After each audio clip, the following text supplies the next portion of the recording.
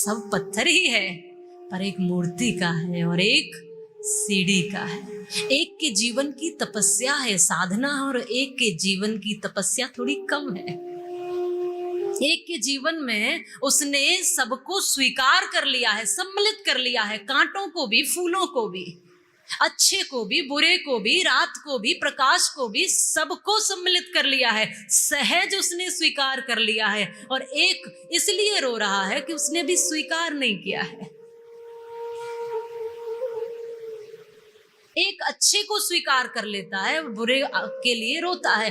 कष्ट आए तो परेशानी, रोना, और अच्छा सुख संपत्ति साधन इत्यादि हैं तो ठाकुर जी बहुत अच्छे हैं, भगवान बहुत बढ़िया करते हैं। और थोड़ा कांटे आ गए, कष्ट आ गया, मुश्किलें आ गई, तो परमात्मा तो इस दुनिया में है ही नहीं। क्या इतनी साधना है आपकी? क्या ऐसा ही भरोसा है आपको जिनको आप रात दिन भजते हो, उतना ही भरोसा लेकर जीते हो क्या?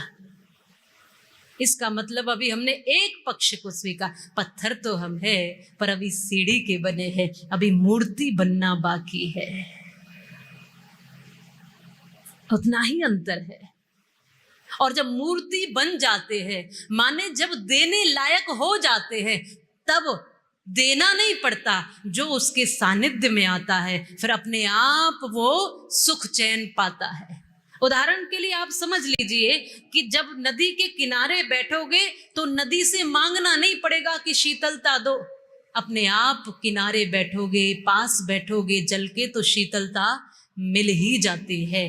अपने आप जब अग्नि के पास जाओगे तो उष्णता मिल ही जाती है, गर्मी मिल ही जाती है, सूर्य से प्रकाश मिल ही जाता है, रात्रि से अंधेरा मिल ही जाता है।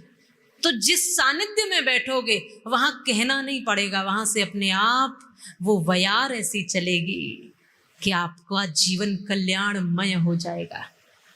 कुछ ऐसे संत चरण होते हैं, कुछ ऐसे तेज और ओज को धारण करने वाले जीवन होते हैं, जिनके सानिध्य में यदि बैठा जाए तो अपने आप बहुत कुछ मिल जाता है। अभी मूर्ति बनने की ही ये कला सिखा रही है ये त्रिदिवसीय मातृ शक्ति की ये कथा।